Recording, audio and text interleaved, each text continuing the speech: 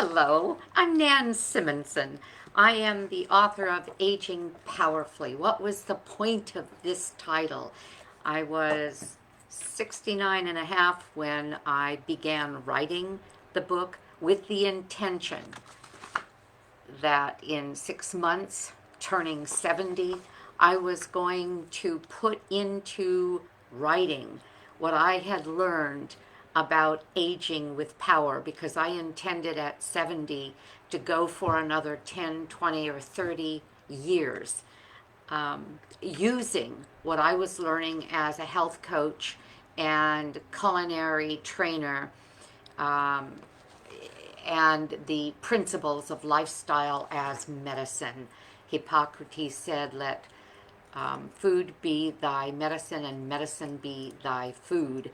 And I believe that. The College of Lifestyle Medicine teaches us that the pillars of health include community, movement, nutrition, primarily a whole food plant-based dietary lifestyle, as well as sleep and methods to de-stress, and then staying away from addictive substances.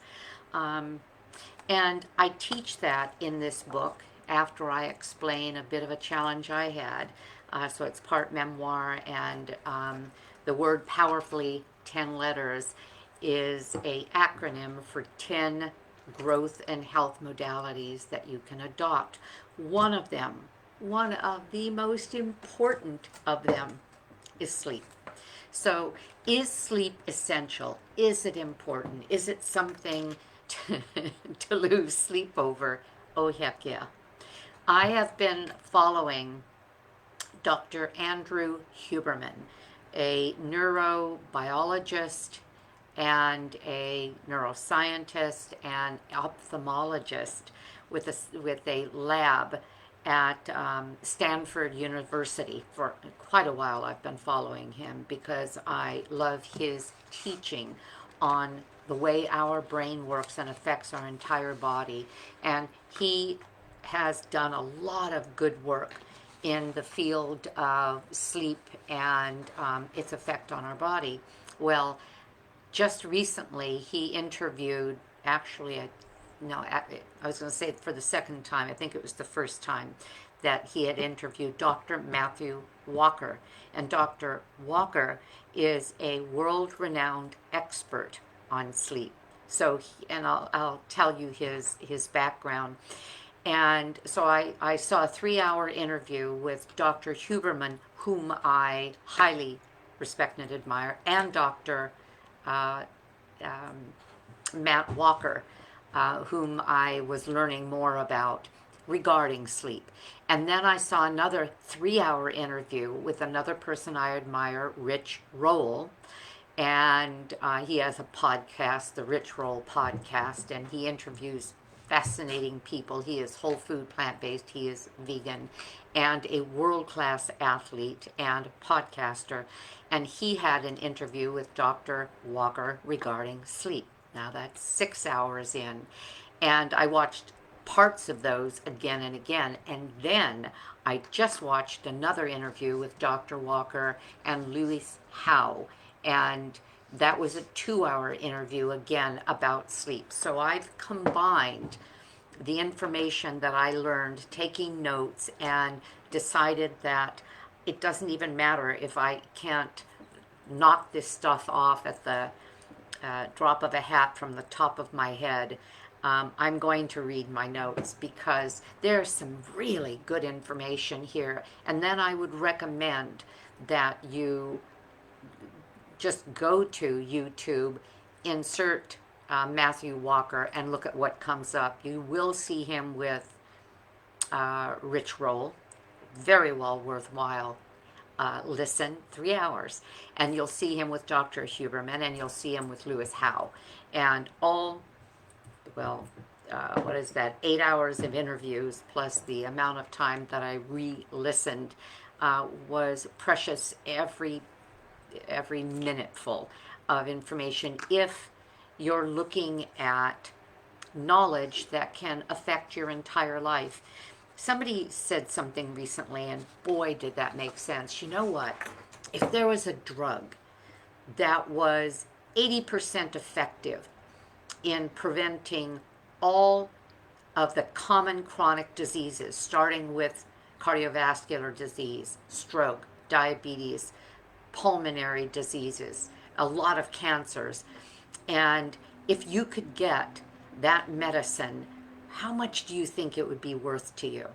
How far would you go to get it if you knew that there was something there for you that could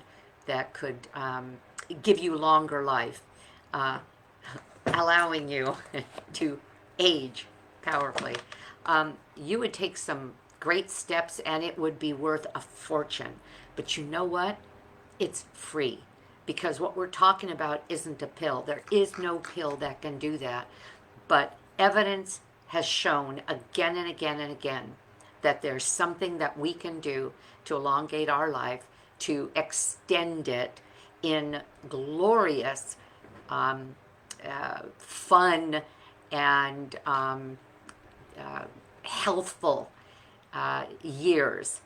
That expansion can go on in ways that we love our life, not just trudge through it. And that is with lifestyle modifications as medicine. In other words, lifestyle as medicine. In other words, the membership that I have with the College of Lifestyle Medicine and the fact that I'm a health coach with lifestyle medicine is my way of investing in that for myself. And my mission, as stated in my book, is to pass that on for the next 10, 20, or 30 years. I'm now 71 and a half, and boy, I have so much more to do. So I'm going to share with you about Dr. Walker, and I hope you find him. And if you don't have the time, if you're not sure you are even going to invest that in sleeping, at least let this be something that gives you a bit of a wake-up call if you need it. First, let me tell you a little bit about Dr. Walker. He has a graduate degree in neuroscience and a PhD in neurosociology. He served as a professor of psychiatry at Harvard School of Medicine and now is currently a professor of neuroscience and psychology at UC Berkeley. He's also the founder and director of the Center of Human Sleep Scientists. Again, he's internationally known. And he's British. He's from Liverpool, where the Beatles come from, and so he has this charming accent, and he looks a bit like a boy, but he's brilliant. And these are his words. We are under global sleep loss at this moment. The PR agent for sleep should be fired. There are many who view it as a badge of courage or success imperative or something to sidestep in pursuit of other things that we think are more important. Some view sleep negatively as perhaps being slothful or lazy. You've heard that. Some people very proudly will claim to have pulled an all-nighter. They'll choose to take a flight that is what we call the red eye, so that they can leave here in a productive period of time or right after their most productive period and get to where they're going at one of the most productive periods in the morning and sleep be darned. Not a good idea. Food choices and exercise give us bragging rights, but when is the last time you heard anyone brag or post regarding their having gotten themselves into a 7 to 9 hour nightly sleeping regime? We don't, because many would think that's not something to be proud of, and yet that's probably the smartest thing that we can do to increase our intellect, to increase our creativity, and to keep our body healthy. But we'll get to that. There needs to be a shift and cultural appreciation and knowledge of sleep. That's Dr. Walker's mission, to get that message out. Therefore, today's podcast, and in other words, free investment and insurance policy, that will help extend lives, prevent disease, and bring happiness, balance, and joy. Those are my words because that's what I've written at the bottom of my book. Find vibrant health, balance, and joy. And sleep is one way of achieving that.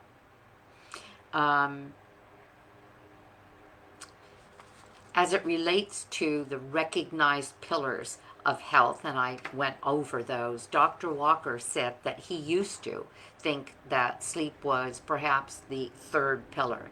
We've got food in there first, and then we've got movement, and then we've got sleep. But after examining this for as many years as he has researched it, because he's number one, as he calls himself, a scientist and professor and sleep expert, he now believes that it is number one. He now knows that sleep is the foundation upon which the other two rest. Without sufficient sleep, the other two are nearly futile. He said you can literally die from lack of sleep. Many studies have proven this. You can go for 24 hours without sleep, without food. You can even go 24 hours without water. But if you go 24 hours without sleep, you would be legally, if it could be tested the way alcohol is, you could be legally considered drunk, because that's how it affects your neurology without even getting into the biology. Dr. Walker agrees with the prediction that the shorter your sleep, the shorter your life, and a lack of sleep is a predictor of all-cause mortality. Speaking primarily of bodily functions, we can also include the brain as it relates to the effects of lack of sleep. 7 to 9 hours of sleep is the sweet spot for the average adult. Under this, we can begin to measure objective and cognitive impairment in the brain. Under 6 hours, we'll even show negative results, even in one day. I think I missed something here. Okay, after 28 hours, I said this wrong, after 28 hours of being awake, we will be as impaired as if we were legally drunk. I said 24, it's 28. Measurements of the brain include cognition, memory, measurable intelligence, mood, and measurable signs of depression. Long-term deprivation has been shown to affect the memory and the development of Alzheimer's as well as dementia. Also affected are our cardiovascular system when we are underslept. And underslept, he means, by that, he means with the recommendation is 7 to 9 hours. Critical undersleep is 6 hours or less, carried on for an ongoing period of time. Affected also are our cardiovascular system, immune system, metabolic processes, which include the regulation of blood sugar, glucose, and chronic diseases, which can form, or which include many forms of cancer. As an example, for 1 week of 6 hours or less, your blood sugar would be measured by your doctor and classified as pre-diabetic. That's after just 1 week with a healthy person due to nothing but lack of sleep. With sleep deprivation, dialing back on sleep numbers, one or more of our bodily functions are noted to hit a breaking point and almost assured to. Dr. Walker dramatically stated that there are zero number of people that can go below 6 hours of sleep as a norm and not see some kind of serious impairment. He recommends that, well, we'll get to that in just a bit. He recommends that 7 to 9 because even 1 hour cut from that in even one day can have consequences, and I'll tell you about that. One study took a large group of healthy individuals and relegated them to 6 hours of sleep for just 1 week, and then took a measure of their genetic profile and compared that to the same individuals getting 8 hours of sleep.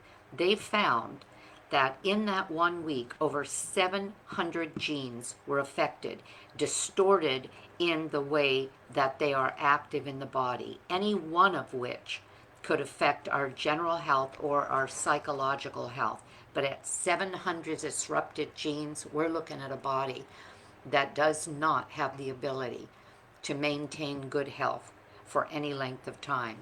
These genes are either suppressed or accelerated. Those that are suppressed, related to the immune system, for example, compromised our ability to fight disease. So being underslept puts you at risk for greater chances for infection or communicable diseases. And you know what we've just gone through and still going through, that is COVID. This can be very serious stuff. And those that are overly expressed, in other words, accelerated, will increase their expression, and we will see more from those people of the genetically inherited diseases coming up, rather than the epigenetics, which is what we all, I'm going to say, lean on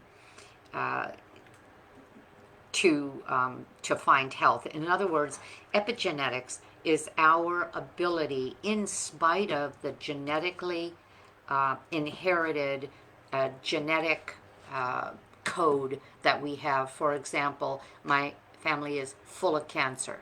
My family has had heart attacks. My father died at 62. Based on the way I live and I eat, that's epigenetics. I intend to go beyond what my family has been able to, and either suppress those genes completely with lifestyle or take them much further out than they would have. My mother and my brother both got cancer in their 50s. I'm 71, and I've had a good diet for a long time, a whole food plant based diet for 4 years, which I was starting to go down that black hole when I decided, okay, I guess I haven't done enough. Let me add one more thing to my insurance policy, and that's when I went to whole food plant-based, because all evidence shows, and it's evidence that can be proven by epidemiology as well as science, that a whole food, plant-predominant diet is the best way that we can fight all-cause mortality. Okay, back to this. For another bit of evidence, the largest study ever, this is great, 1.6 billion people all doing the same thing at one time. And what is that thing? It's called daylight savings time. These people lose 1 hour of sleep every year, and it's a great way to look for evidence of effect, cause and effect. And typically, and this is all documented, there is typically a 24% increase in heart attacks, dramatic increase in automobile accidents, rates of suicides, and an interesting fact is that there's a measurable increase in errors in the operating room by surgeons. This is bidirectional, because in the autumn, when we gain an hour of sleep, we have a similar percentage of reduction in heart attacks in that one day. This isn't conjecture, this is actually scientifically proven.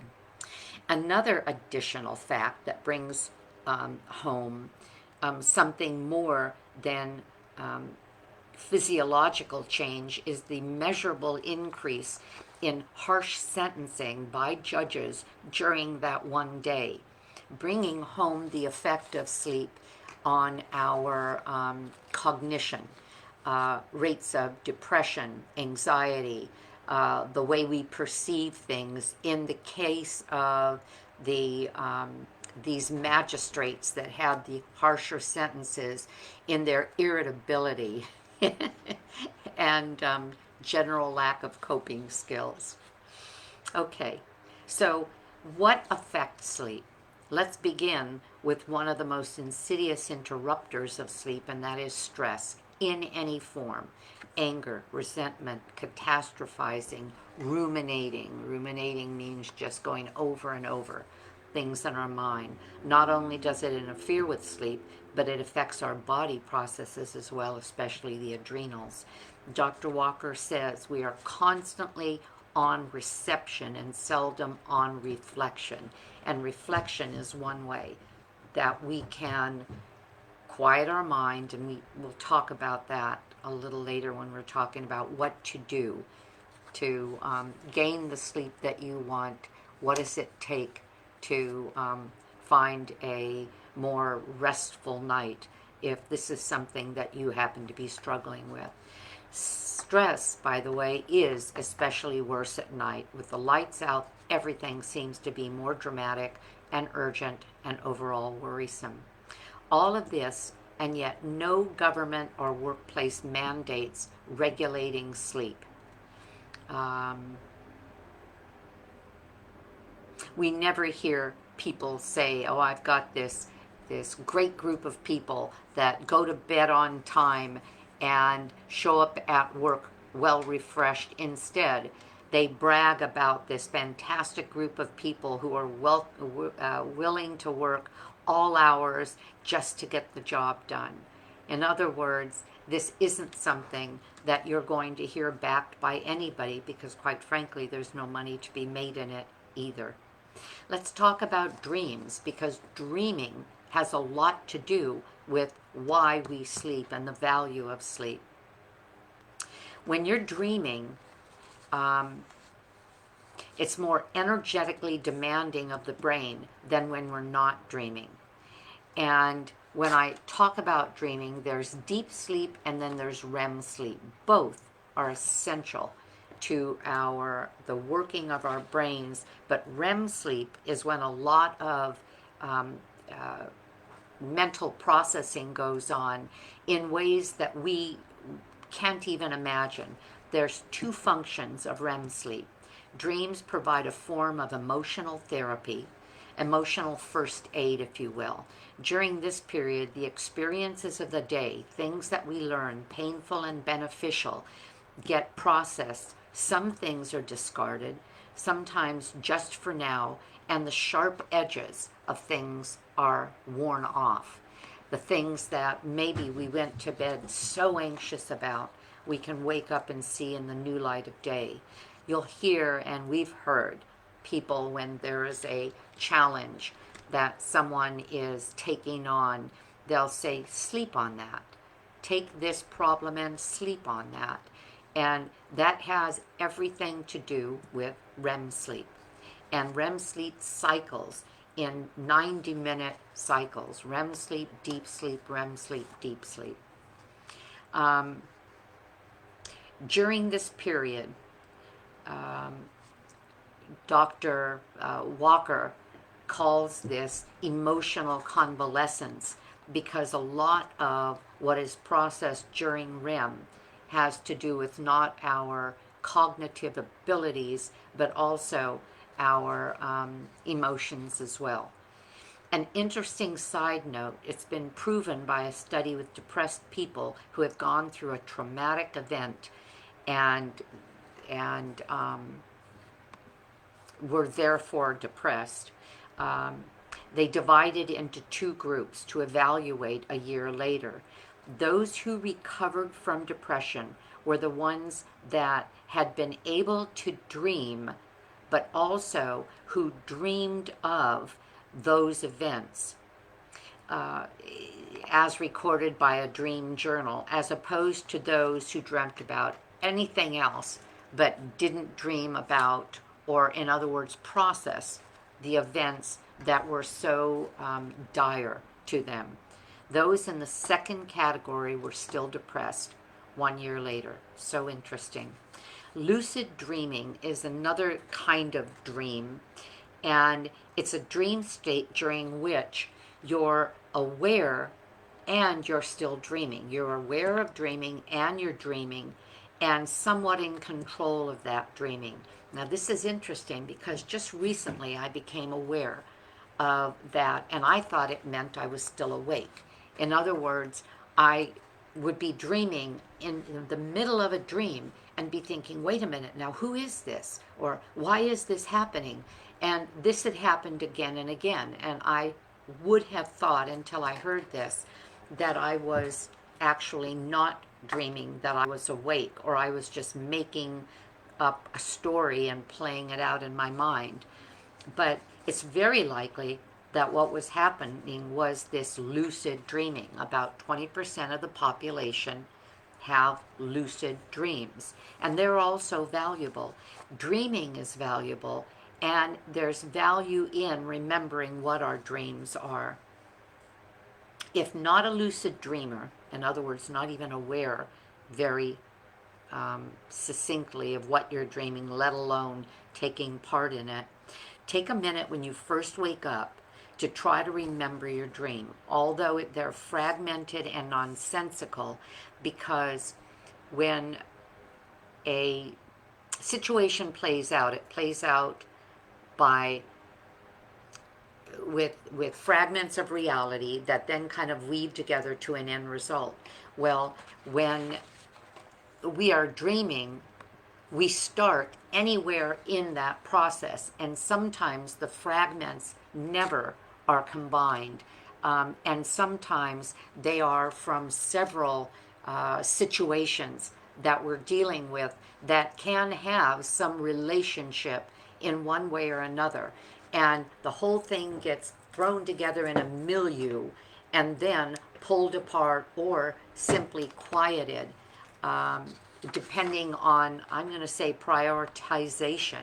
And what we wake up with quite often is a much different feel or vision, or no memory at all of that dream, but by the same token, a conclusion. People who are working to gain a new skill, a new language, new chords on a guitar, a math problem, will quite often find that at the end of their night or two, that the solutions come to them, or the memory of what to do, or the difficulties that they couldn't get past seem to resolve themselves after a night, and this is it. Try to build the picture of that dream. You're laying in bed, you've woken up, instead of just jumping out of bed, see if you can gather together bits of that dream. Don't right away write it down, turn on the lights. Just see if you can make it into some kind of a picture or reality.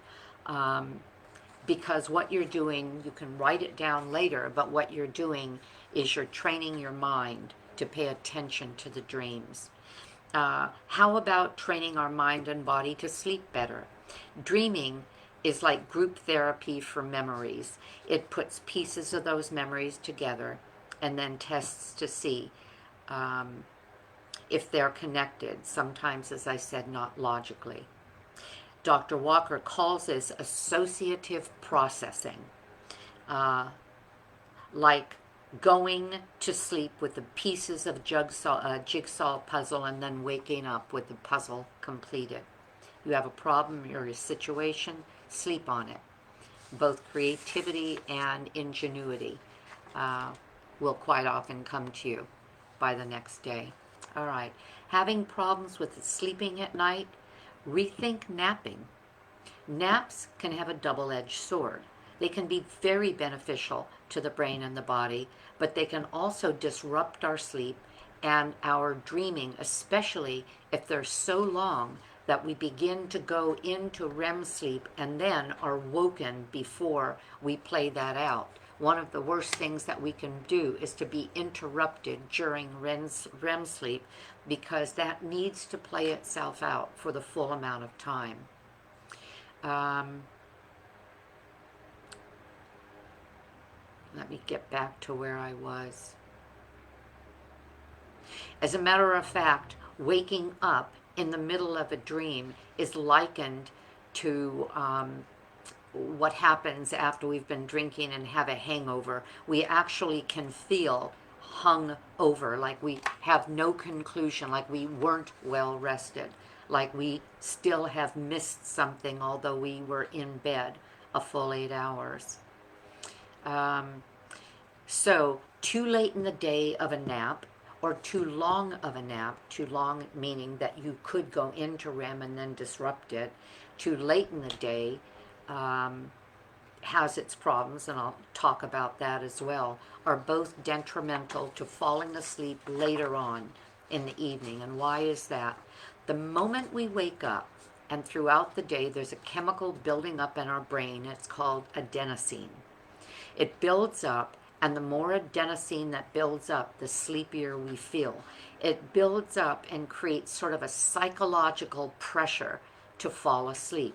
If we disrupt it or let the pressure off like that of a pressure cooker, acting as a steam valve or a pressure cooker is what a nap can do if it's too long or it's too late.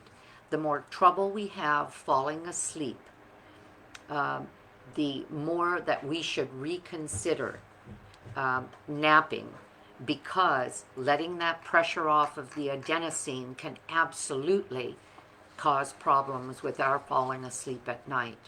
The adenosine isn't weighted there enough anymore if we let off that pressure, and some of it is used up, in other words, dissipated. And again, it becomes very hard to fall asleep.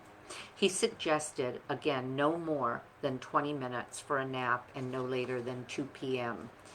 So that we don't knock the edge off our sleep. And he recommended, if you're having a problem sleeping, don't nap.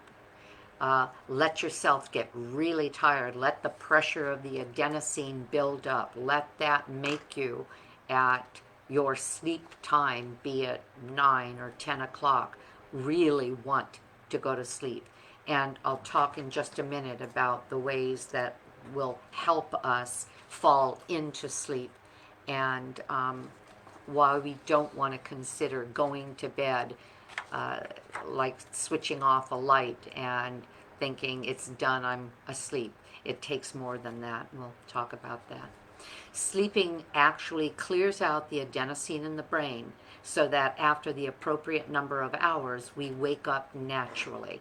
And a lot of us do that. A lot of us wake up at the right time, the time that we anticipate. I happen to go to bed at 10 and wake up at 6.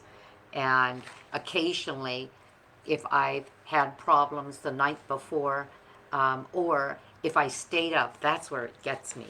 If I have a job to do, and the worst thing I can do is to get on my computer and do that job, even if it's not a stimulating situation like a exciting movie, meaning blue light from technology, but I'm at my computer, and even when, because I'm quite aware of the need to stay away from blue light. Look at these.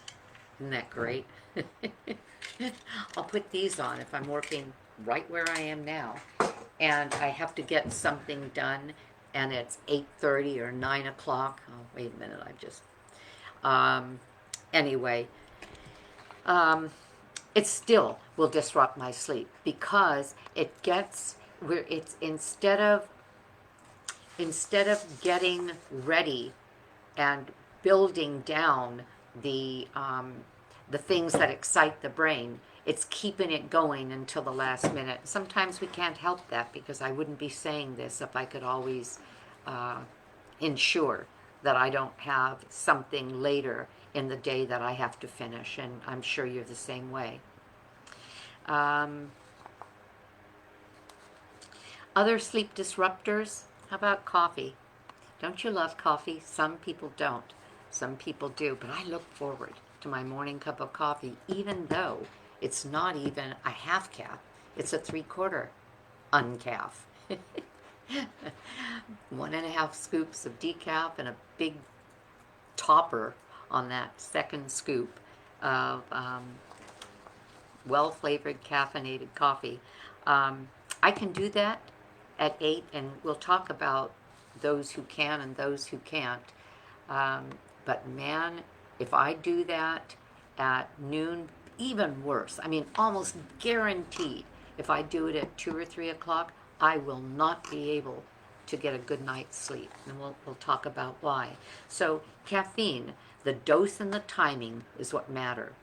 Otherwise, coffee is rich in antioxidants and other health benefits. Sadly, due to the quality of the American diet, for some, coffee beans can be the main source of their antioxidants.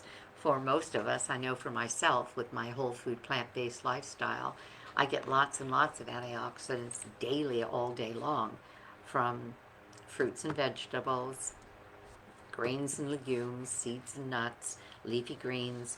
But for most Americans, they get less than 10% of their nutrition from whole plant sources, which means the antioxidants are not there because they've been blown out of processed foods. There's a gene that is responsible for how effectively and efficiently we metabolize coffee. For some, they can drink it late at night and still fall asleep, although Dr. Walker explains that it may interfere with sleep because it will interfere quite often with dreaming. And he reminds us that we may think we slept through the night. We may think we weren't, that our dreaming or our sleep was not interrupted, but he said you seldom know if it is. Now, some of us say, that's not true. I know when I'm up, but he's saying that what a lot of people consider to be a solid night of sleep is fragmented, and certainly you have a better chance of it being fragmented if there's caffeine involved. So dose and time dependent. Caffeine also, and this was really good to know, even though I'd heard this, but I didn't quite understand what that meant. Caffeine has a half-life in the average adult of 4 to 5 hours, and a quarter a life, which brings a quarter of that dose of caffeine closer to. In other words, there's a half-life, so at 4 to 5 hours out, but then another 4 to 5 hours out of a quarter of that dose of caffeine. And that, to me, helps explain, even that 4 to 5 hour half-life helps explain why I can't have coffee at 2 or 3 o'clock. I may be able to fall asleep, but in the middle of the night, 2, 3 in the morning, 1, 4, I'll wake up and I will not be able to get back to bed. It's like my body has an electrode in it, and I'm just buzzing and my brain is whirring, and it's predictable. I have to say to myself, oh shoot, I had that iced tea. You know, I make my own iced teas at the beginning of the day, and I drink it all day long. But if I'm out for lunch, or if well, that's what's happened. I'm out for lunch, maybe it's a to-go container, and I drink it later in the afternoon, and it's their caffeinated tea, boom, that's the end of sleep. So for some, a cup of coffee at 8 in the morning can still be felt at 8 o'clock at night. That's really interesting. What about caffeine? What about alcohol? Alcohol interferes with sleep in 3 ways. It's a sedative, and a sedative is not sleep. Being sedated is not sleeping, and people confuse the latter. Being sedated into sleep is not getting into deep sleep. Alcohol also fragments your sleep so that you wake up more times during the night, and this gives you a poor quality of sleep. It suppresses REM sleep, so your dreams are not going to be helpful. And it causes a 50% decrease in the production of growth hormone. And for people who are athletes, bodybuilders, people who work out, that's not something they want to happen. So alcohol and caffeine, he said, at about this point, he says, I know right now people they wish I'd just stopped talking. He says, I'm not telling anybody how to live their life, but be aware of these things. And they talked about marijuana.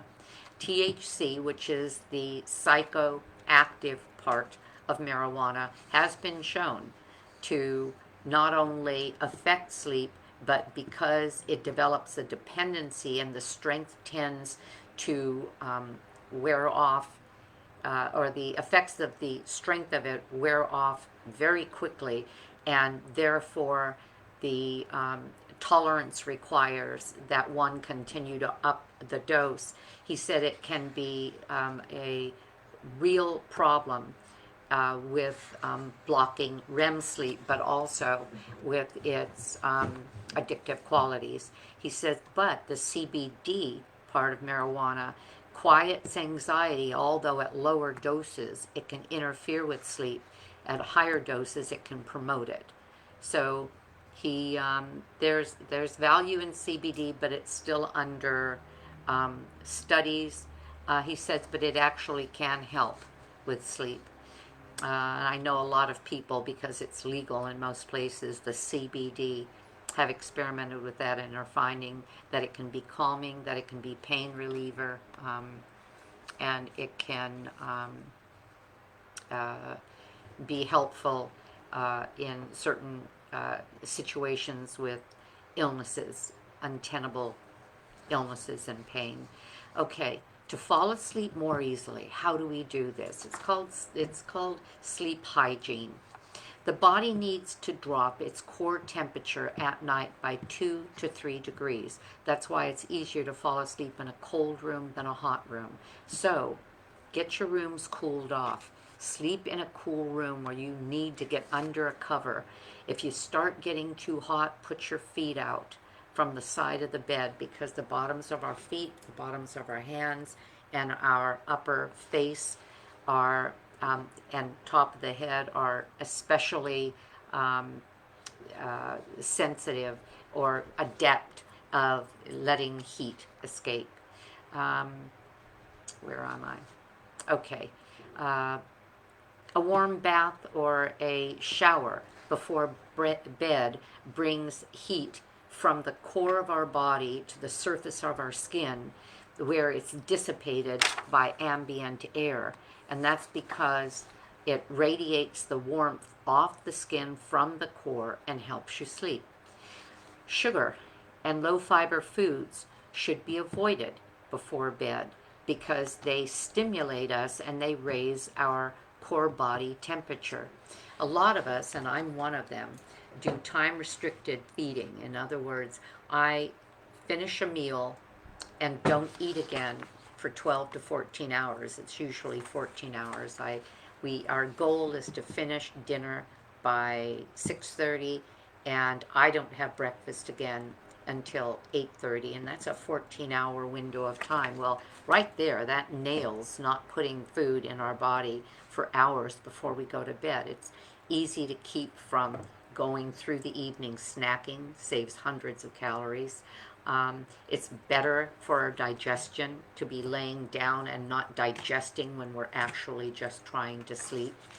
And it's been shown in a number of ways to be effective in longevity, protecting our body from a lot of things, a lot of diseases, because it's giving our body time to process and discard what we call cellular debris. But that's not the point. The point is, the recommendation is don't eat at least an hour before you go to bed. 2 or 3 in some cases is even better.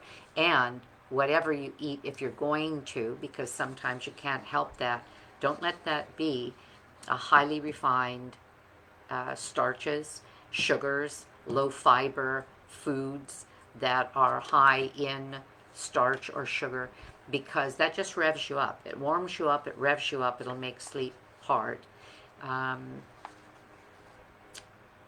Let's see.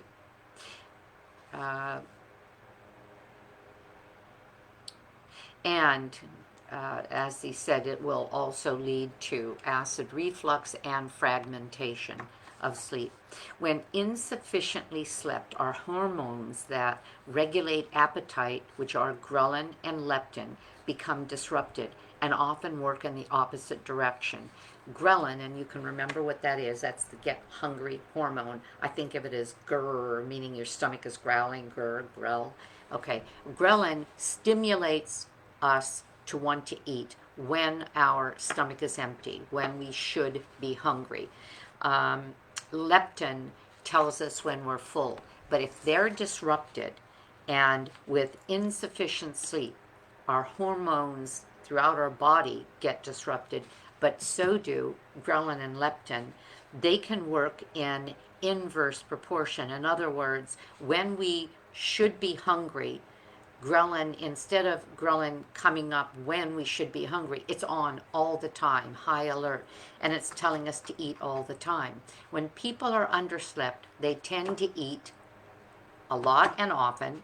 They also tend to go for the things that light them up like a candle, like a firecracker, and that is usually the high sugar, high refined starches, processed foods, because not only do they light up our brain, but we're feeling depleted, and then leptin isn't working. It doesn't tell us that we're full. And so it's a recipe for disaster. As Dr. Walker says, studies have shown that insufficiently slept individuals will eat 200 to 300 calories more each day. It's clear that insufficient sleep alone can be responsible for obesity. People can do everything right, and sometimes it's something that would never be guessed, being sleepy, insufficiently slept, that can cause a situation that can be fixed if one can trace it back to things as realistic as the need to get 7 to 9 hours of sleep a day and to prioritize it. It also changes the foods we crave, as I'd said. Okay, in addition, when insufficiently slept, we tend to hold on to fat at the expense of lean body mass and muscle. Isn't that interesting? Our bodies start going into a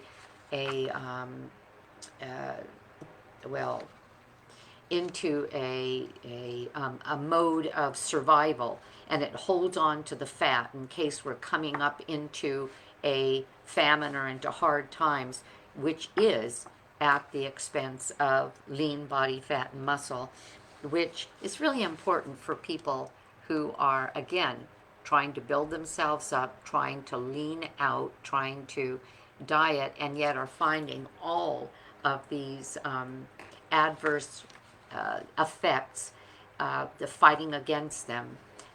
Sleep, it can take care of that as well. Okay, top 3 tips of Dr. Walker. Number 1, he said regularity is king. Our circadian rhythm, which is our body clock, thrives on going to bed at the same time, waking up at the same time. How do we set our circadian clock? And this is something that Dr. Andrew Huberman talks about a lot. The circadian clock is turned on in the morning or turned on by light. That's why as we get into the later part of the day and as we get into our sleeping time, light intensity is something that can be one of the worst things to our getting to sleep, and I'll explain that in just a second. But going into natural light first thing in the morning, even for a while, starts our circadian clock. It signals our pineal gland to begin releasing melatonin 12 to 13 hours later. So getting first in the morning light can actually get us into a position to be able to sleep far better that night because of the circadian rhythm.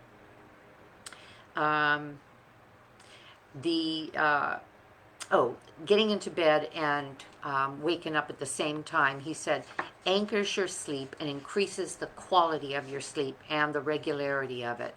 I love this. The suprachiasmatic nucleus, suprachiasmatic nucleus, isn't that great?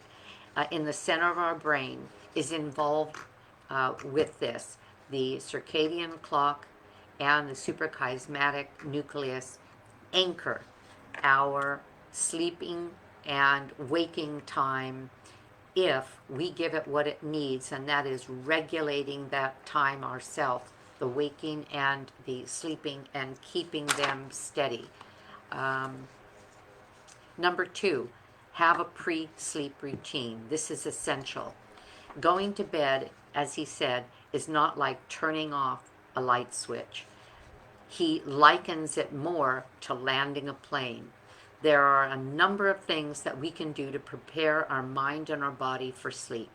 We seem to know to do this when putting children to bed, but to give them a wind down routine, but we often don't do it as adults. Sometimes things like a warm bath, which we spoke about earlier, because that cools our core temperature, makes us ready to go to bed. Meditation has been proven to work well. There are apps like Headspace that can help calm our brain and stop the ruminating. A cool room, he talks about 62, 67 degrees. I usually keep ours or an air conditioner on at 69, and that even seems cool to me. But the room, if it's hot, is going to not allow our body temperature to lower, which it needs to do to lull us into a deep and restorative sleep. Dim the lights an hour or two before going to bed throughout the house, or in our case, I just have little table lights all over. They look great. It gives atmosphere. I keep those on rather than any overhead lights, and certainly not LED lights.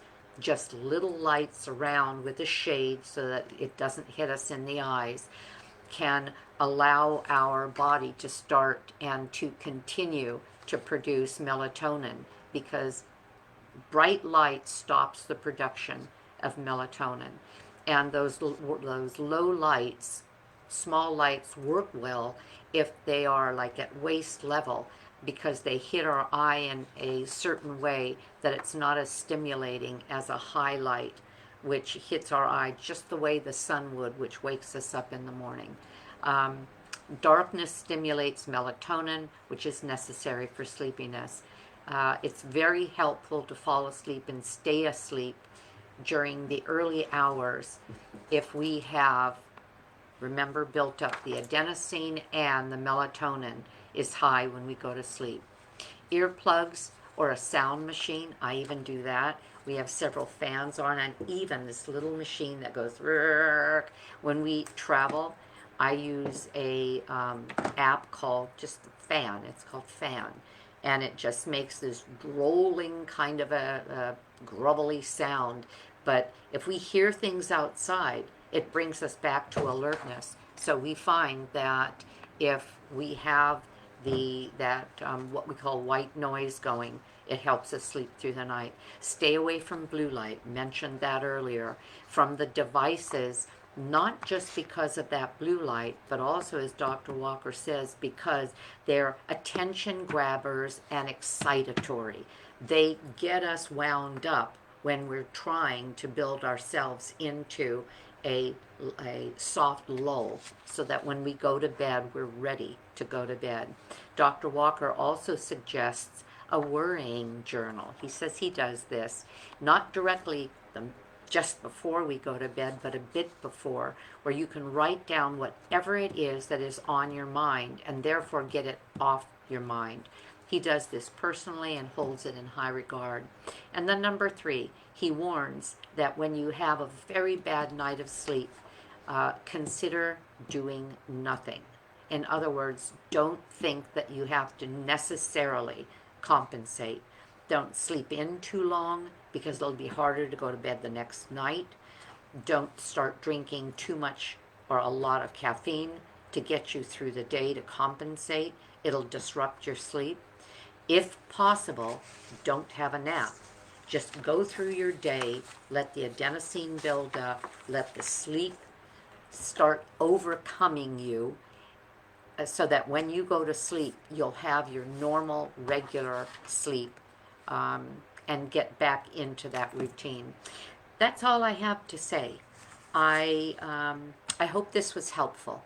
I hope it's led you to understand that there is very little more important than prioritizing sleep. And I love that phrase, prioritizing sleep. We prioritize everything. We prioritize family and fun and food and community, and oh, parties, work, hobbies, but it's so easy to let sleep fall below the radar, and when it does, we personally, physiologically and psychologically, will fall into lower levels of the productivity that we were meant to have and the good health that can take us years into our life, in vibrant health, happiness, and joy. So that's all. I hope you're having a great day, because I know I am. And thank you for taking the time to join me. Bye-bye.